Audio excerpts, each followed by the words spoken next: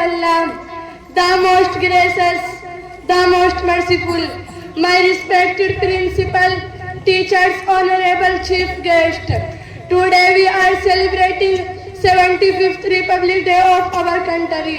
Republic Day is celebrated on 26 January every year with a lot of joy, happiness and pride across the country.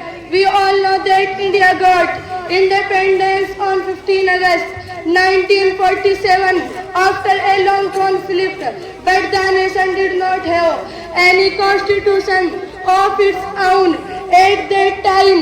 Hence, after many discussions and considerations, a committee headed by Dr. Bhimrao Ambedkar submitted a draft of the Indian Constitution, which was adopted on November 26, 1949 and officially came into effect on 26 January 1950. Allah Hafiz.